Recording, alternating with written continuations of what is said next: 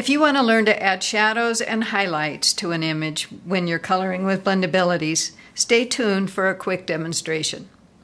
Hi, this is Sage Kimball and I'm the Mad Stamper with another technique video for card makers and paper crafters. If you're new to using Blendabilities, you're probably looking for any instructions you can get. This Indescribable Gift stamp set in the 2015 Occasions catalog from Stampin Up is a perfect place to practice some new skills. With Blendabilities, you need to use Tuxedo Black Memento ink rather than the black StazOn, which we use with water-based markers.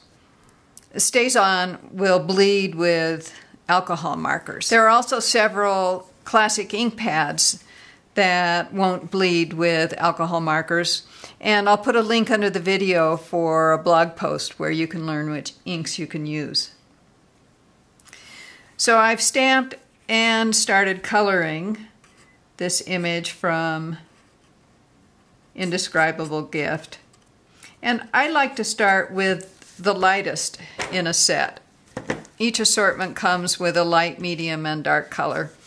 And I'm using the new Pink Pirouette from the 2015 Occasions catalog. I like to do one little area at a time or one flower at a time because then the cardstock will stay saturated with the alcohol ink and that will help things blend better.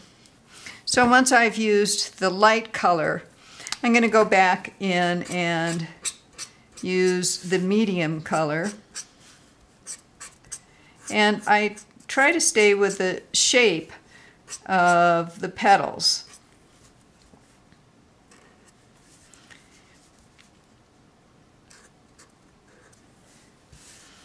And you can see on the tips here I've left some white areas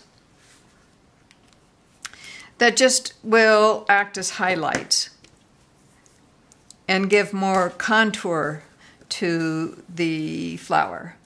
Then I'll come back in with the darkest Pink Pirouette and especially hit the areas that are going to be in shadow.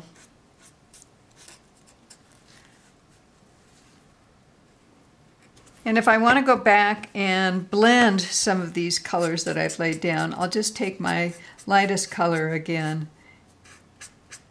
and go over the places where the colors meet.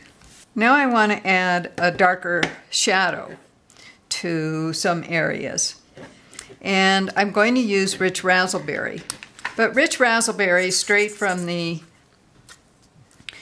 marker, is darker than what I want. So I've learned a trick for that. I have a piece of window sheet here that I'm going to use as a palette.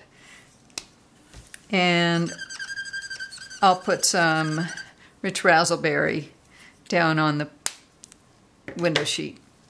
Now you could also use a clear mount block, but I can see the color against the grid paper a little better with the window sheet than the thicker clear mount block.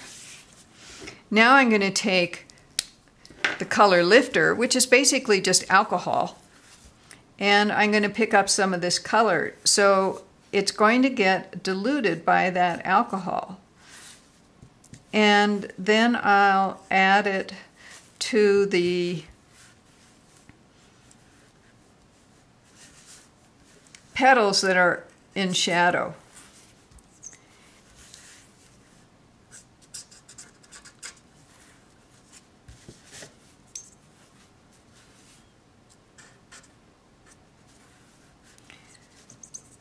And I'll also add it in the center of the flower where all these little filament thingies are.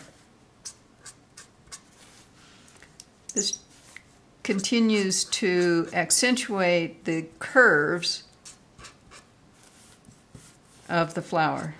Now I can move on to another area. Actually, this is the same flower.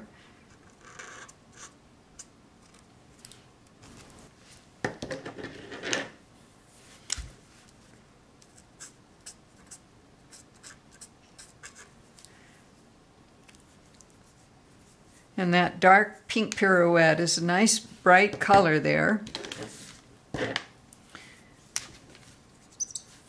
Then I'll add some deeper shadows with the rich raspberry. Now you can see I went over the line here, which is easy to do. These tips on the Blendabilities are thicker than what we're used to with the water-based markers.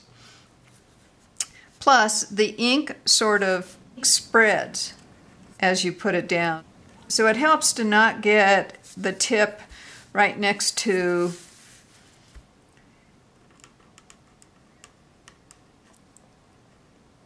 an outline. So you leave a little room for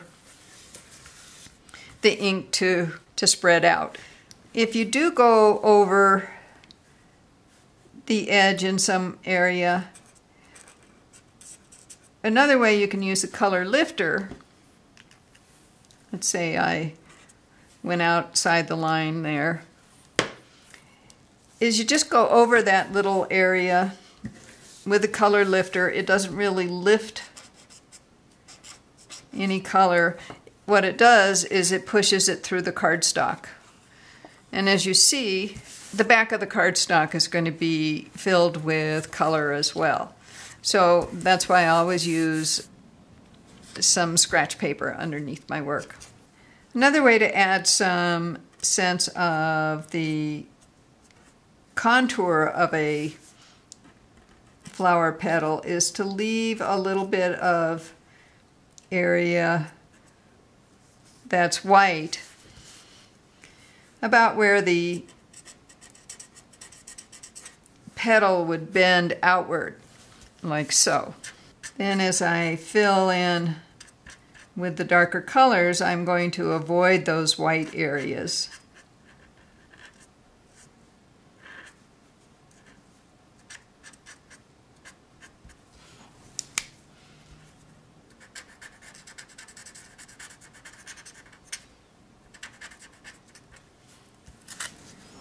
Now I'll add some of the medium pink pirouette for contouring the petals.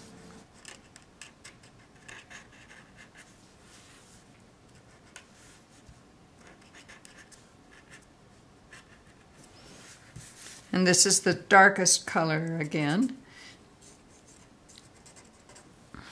That will help create those shadows on the bottom petals. Then I'll come back and add some rich raspberry.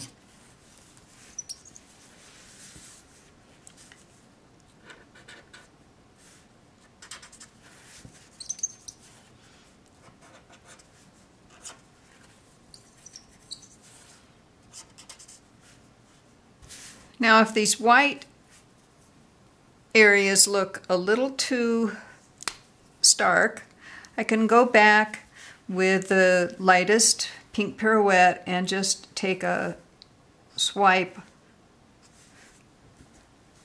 over the white areas. And as it dries, it will dry lighter still than the other areas of the flowers. This technique of using the color lifter to dilute a color is very helpful in many ways. I've always thought that the Blendabilities are darker than I'd like in a lot of cases. So using this technique just gives me one more shade of a color assortment. I hope this video has given you some ideas for adding highlights and shadows with Blendabilities. Remember, if you haven't even tried them yet, this is a great time to get started. Between now and March 31st, you can earn Blendabilities for free as a Sale-a-Bration item. Look for the link under the video for more information. Now go practice making shadows and highlights with your Blendabilities and make some pretty cards.